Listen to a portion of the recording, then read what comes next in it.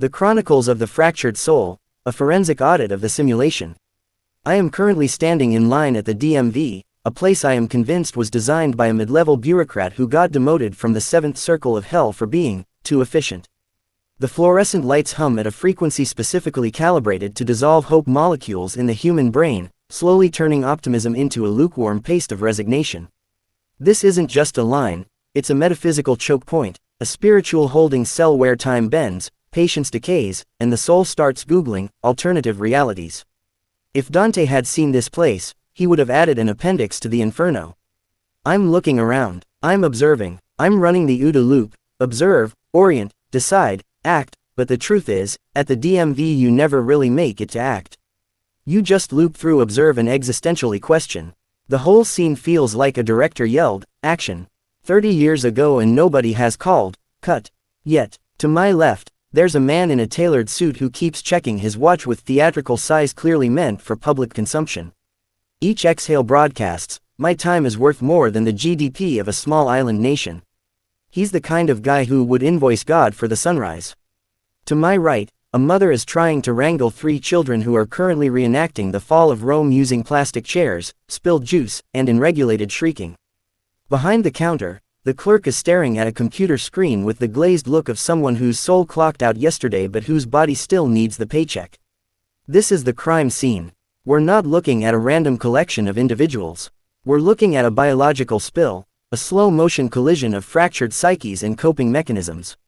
A cross-section of a civilization that talks about wellness while mainlining stress. I'm putting on the metaphorical forensic gloves, though in this place, I genuinely wish I had real ones, and I'm going to dissect the corpse of the modern persona. Because something stinks in here, and it's not just the guy in front of me who marinated in cheap cologne in a desperate attempt to mask the scent of quiet panic. I start with the suit. Let's call him Brad. Brad is currently between actions, but I catch the reflection in the plexiglass. He's scrolling his phone, posting about mindfulness, servant leadership, and gratitude as a daily practice. He probably just wrote, "Be kind, you never know what someone is going through," with the same thumbs he'll later use to annihilate a barista for getting his milk wrong. Here's our first premise of the audit. People today want all the benefits of being good, the reputation, the status points, the aura of sainthood, but when it comes to actual people, they drive over them like speed bumps. Brad wants the social credit score of a saint with the behavioral profile of a predator. He wants the optics of virtue without the inconvenience of sacrifice.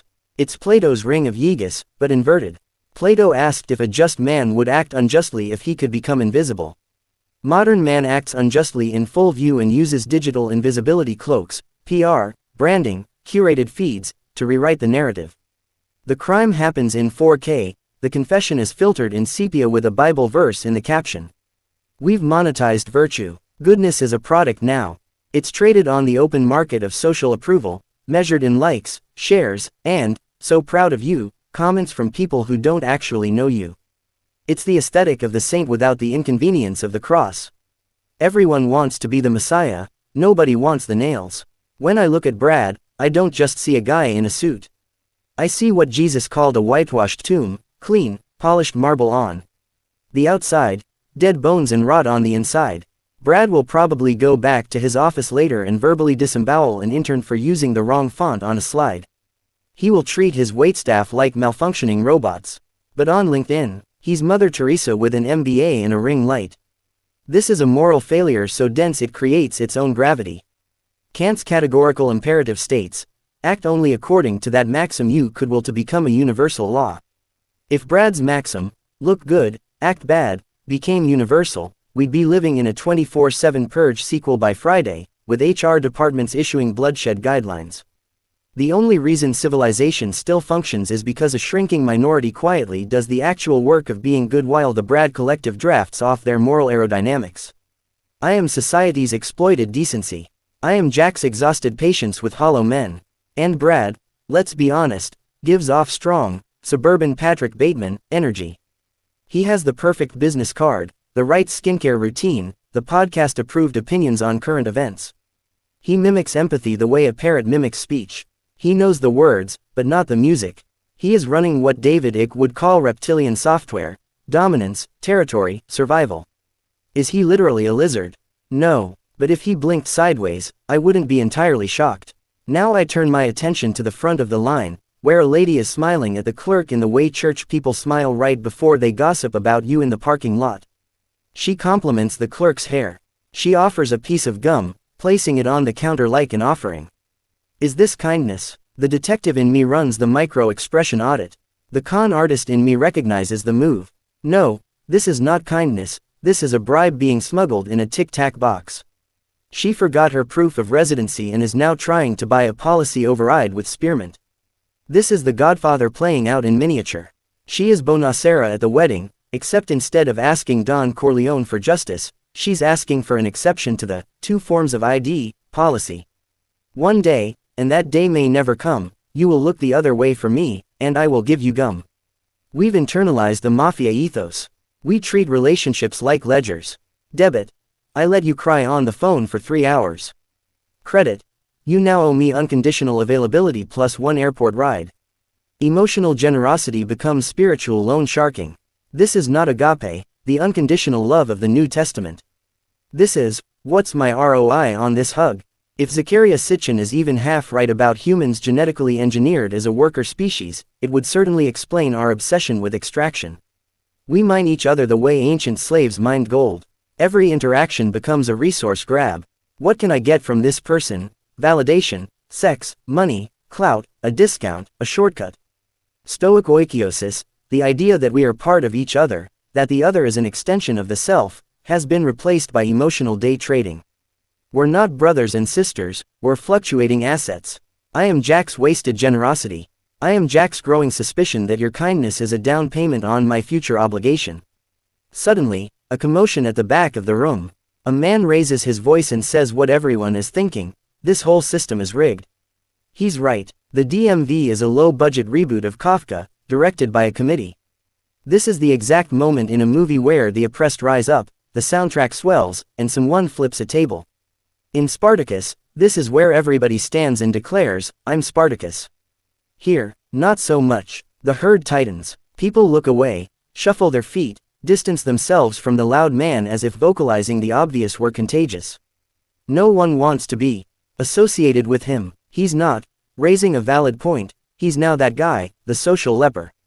The fear in the room is palpable, not of the bureaucratic machine, but of the tribe. In the Paleolithic era, exile meant death. If the tribe kicked you out, you were tiger food. That fear got written into our operating system. Now there are no tigers in the DMV, only bad lighting and worse chairs, but the ancient software still runs. Social awkwardness gets processed by the brain as a mortal threat. So instead of supporting the loud man, everyone engages the sheeple protocol. Eyes down, mouth shut, no sudden movements. Jim Mars and the conspiracy crowd talk about government control and hidden elites, and sure, that layer is there, but the scarier truth is that we are the guards in our own psychological prison. No need for secret police when you've got groupthink and the bystander effect. If the group decides, we don't like this person, individuals will drop their moral compass faster than a hot coal just to stay inside the circle of warmth. Nietzsche called this slave morality, the morality of the weak who weaponize shame and consensus to keep anyone from standing too tall. Truth gets sacrificed on the altar of getting along. I am Jack's repressed outrage. I am society's swallowed voice. The loud man eventually goes quiet, not because security intervenes, but because 50 silent, disapproving faces do. These are the good Germans of the DMV. The ones who would never personally build a gas chamber, but will absolutely keep the line orderly while it operates. Atrocities are rarely driven by cartoon villains twirling mustaches. They are driven by nice people who don't want to cause a scene. My eyes drift back to Brad, and I notice how he looks at, or rather, through, the janitor. He doesn't see a human being. He sees moving background texture. In gaming terms, the janitor is an NPC. Non-player character. No story, no depth, just ambient labor. This is where the audit gets darkest. We create private universes where only certain people qualify as truly human. Everyone else is downgraded to the swarm. We build what I call a solipsistic apartheid. In my internal movie, I am the protagonist, my loved ones are supporting cast, and everyone else is expendable extras.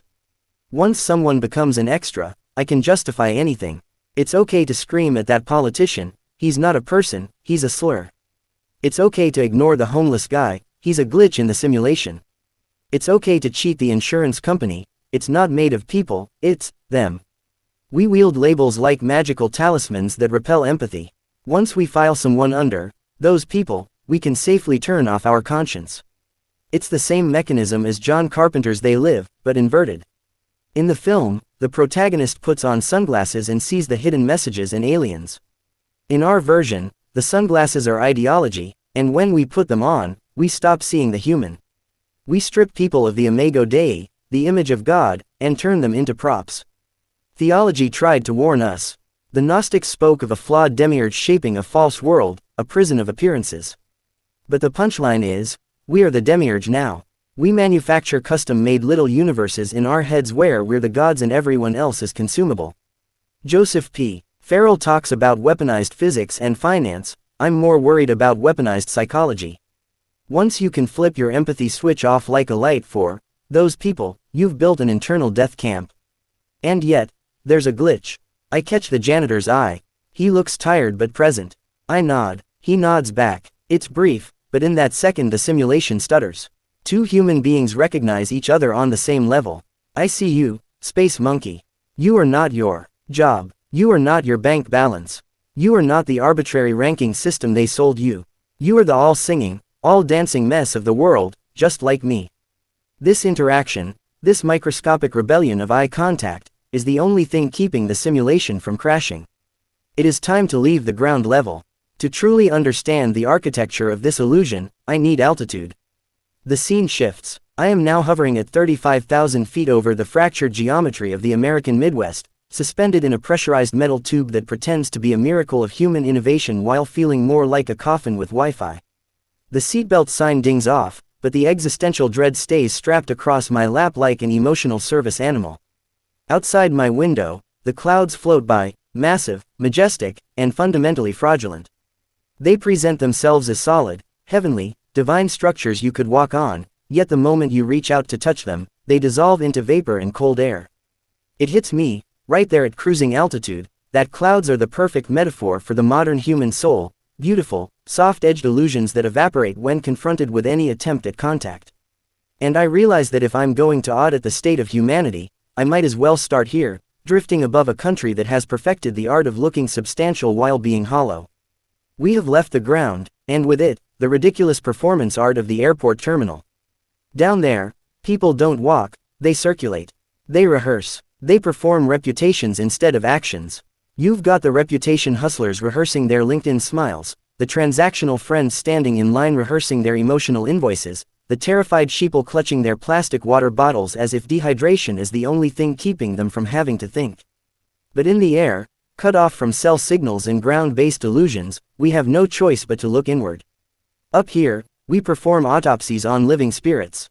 We audit the psychological machinery that somehow keeps these contradictory humans functioning, even as the weight of their internal lies becomes heavy enough to bring the whole plane down. Somewhere between the drink cart and the turbulence, I find myself observing the man in C-12B. I'll call him Gary. It fits. Gary is wearing a suit that costs more than my first car, and he is reading a book called Ethical Leadership, which is already a crime against irony. He finishes his Diet Coke, crushes the can with theatrical violence, and extends it to the flight attendant without even glancing up.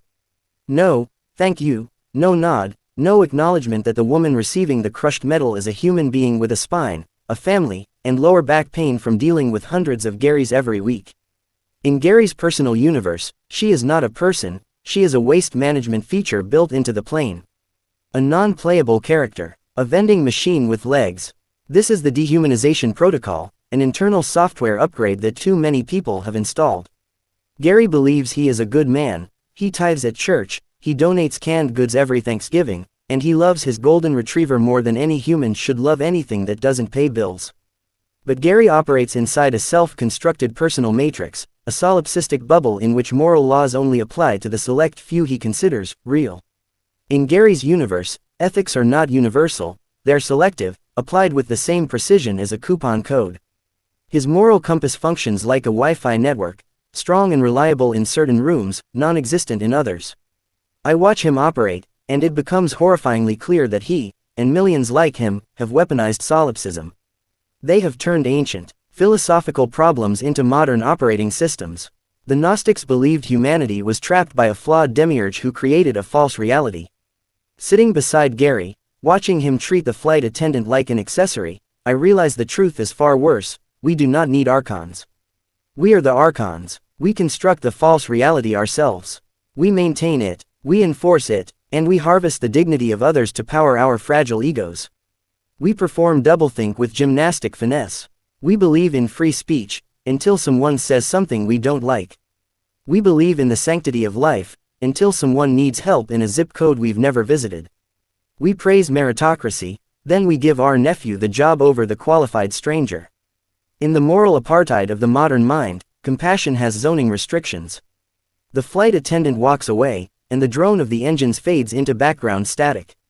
Suddenly my mind snaps to the concrete floors of a Oak Ridge retail labyrinth, the Home Depot where exhaustion hums louder than the checkout counters. There too, the Garys walked among us, middle managers with militant clipboards, supervisors who treated workers like malfunctions instead of humans, executives who performed empathy like a theater warm-up routine. Everywhere I've been, warehouses, churches, corporations, family reunions, the pattern is identical. Humans rewrite reality in real time to justify whatever makes them feel safest, smartest, or least guilty. Ethics become a costume worn only when socially required. I close my eyes, letting the pressure in the cabin press against my skull like a truth trying to escape. Dehumanizing others is bad enough, but what we do to ourselves is even more catastrophic. Enter Steve. Steve is not one man, he is three men sharing a skull like tenants in a condemned apartment building. Monday through Friday, Steve is the corporate shark, speaking in fork-tongued corporate dialect, words like synergy, pipeline, and trim the fat. Steve fires single mothers for being 5 minutes late but justifies his actions with a scripture about stewardship. On Sunday, Steve transforms into the church lamb, softened by hymns and sermons on compassion. But when someone accidentally scratches his Lexus in the parking lot, the lamb stage evaporates faster than a politician's campaign promise. On Friday nights, Steve becomes the social chameleon, adjusting his political views like a thermostat depending on who he's talking to. Steve is not a person, he is a committee with shared access to a body. He has built firewalls inside his psyche, partitioning himself into multiple operating systems. Integrity comes from the Latin integer, meaning whole. Steve is anything but whole. He is a fraction, performing whichever persona has the highest social survival rate at any given moment. Ancient traditions would have diagnosed Steve instantly. The samurai would call him a man without center, incapable of holding a sword steady because his soul trembles.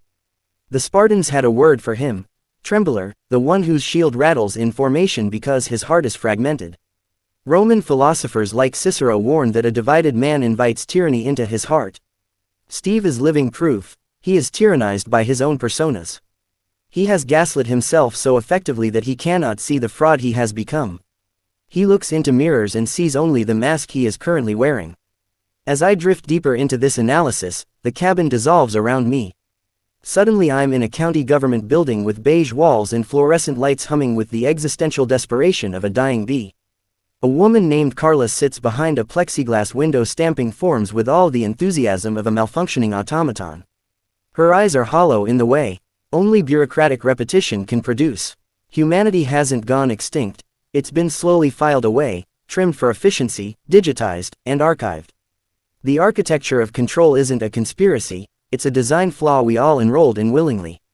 Why do we fracture ourselves? Why do we dehumanize others? Why do we build personal matrices? Safety, security, acceptance. Humanity's greatest fear is not death, it's rejection. We would rather be fake and accepted than authentic and alone. We are a penny wise, pound foolish civilization.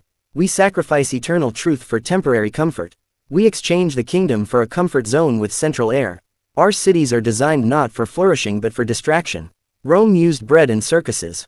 We use online deals and social media. Back on the retail floor, forklifts beep their mechanical lullabies while workers shuffle like extras in a dystopian drama. Everything is optimized, except the soul. We treat spiritual decay like a cosmetic imperfection instead of a structural collapse. At the heart of all this lies our obsession with death, our denial of it, our cosmetic war against it. Humans dye their hair, stretch their skin, inject the illusion of youth into their foreheads, all to avoid confronting mortality. But death is the punctuation mark that gives life meaning. Without a period, the sentence becomes an incoherent ramble. Without mortality, life loses relevance. In our frantic attempt to avoid death, we have become undead, zombies in designer suits, animated by caffeine, scrolling through life on autopilot. Manly P. Hall talked about the philosophical death, the death of the lower nature to give birth to a unified higher self.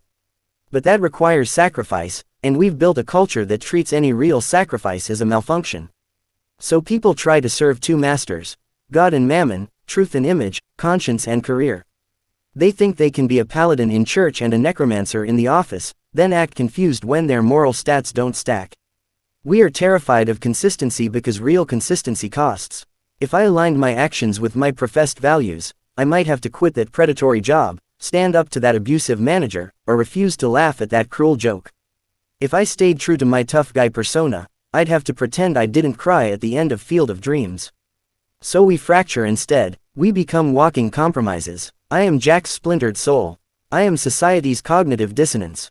The plane shakes slightly as we begin our descent, and the shift in pressure pops my ears like tiny revelations. The audit is complete, the system is rigged, the people are sleepwalking, but I am not Tyler Durden, I'm not here to burn the world down for sport. I am not Jack's nihilism, I am Jack's awakening. I do not want to destroy the plane. I want to land it. The answer isn't withdrawal into a cave or becoming some detached monk, the answer is the birth of the enlightened insurgent, the fusion of Durden's rebellion and the narrator's clarity. To resist the simulation, we must become dangerous in the only way that matters, dangerous with truth. The smallest acts can sabotage the matrix. A genuine compliment without expecting anything back. A moment of grace for someone who lives transactionally. Telling a truth the room doesn't want to hear. Acknowledging the humanity of someone the world treats like scenery. Reintegration of the fractured self, bringing conscience to work and logic to church. This is Project Mayhem for the spirit, not the skyline. We are not blowing up credit records, we are blowing up illusions. The wheels screech against the runway, and the cabin erupts in a symphony of seatbelts and smartphones reconnecting to the matrix. Notifications flood the air like digital smog. But I sit, still, grounded in something the others have forgotten. When I finally stand, I walk past Gary and stop by the flight attendant. I look her in the eyes, a simple, radical act in a world addicted to detachment, and I tell her, thank you. It was a smooth ride. She blinks, pauses, then smiles, a real one, not the corporate grimace she's forced to wear. In that moment, the simulation flickers. Reality rebuilds itself molecule by molecule. I step into the terminal. The smell of cinnamon rolls and stress fills the air. The masquerade continues. The ghosts resume their dance. But I am awake. I am whole. I am Jack's smirking revenge. I am the prodigal son returning with eyes open. I am the auditor who refused to sign off on the fraud. And as I walk into the machinery of modern life, I am carrying the one weapon the architects fear most, a unified self, fully awake, fully aware, fully armed with truth. To resist the simulation, one must become dangerous, not violent, but morally unmanageable. Immune to flattery, incorruptible by comfort, unbribable by approval, the enlightened insurgent, the Durden Jack synthesis. The street philosopher with a Bible in one hand and a logic scalpel in the other. I leave the plane. I thank the attendant. A real thank you. Not transactional, not diplomatic, a glitch in the system. She smiles, genuinely. The world flickers. Back in the terminal, cinnamon rolls and anxiety mix in the air. Notifications ping like digital shackles. But I walk steady. I walk awake. I walk whole. I walk dangerous. In the cosmic forensic report of humanity's soul, this is the conclusion: the world is a masquerade. But the mask can be removed. The wide path is crowded but the narrow path is real. And the only way out of the simulation is through violent honesty, relentless logic, unfiltered compassion, strategic rebellion, and the sacred, dangerous act of seeing people, not as NPCs, but as carriers of the same divine spark that animates me. I am Jack's smirking revenge. I am society's unpaid conscience. I am the shepherd in the land of sleepwalkers. I am the auditor who refuses to sign off on the fraud. I am Zerga, in synthesis with the philosophers.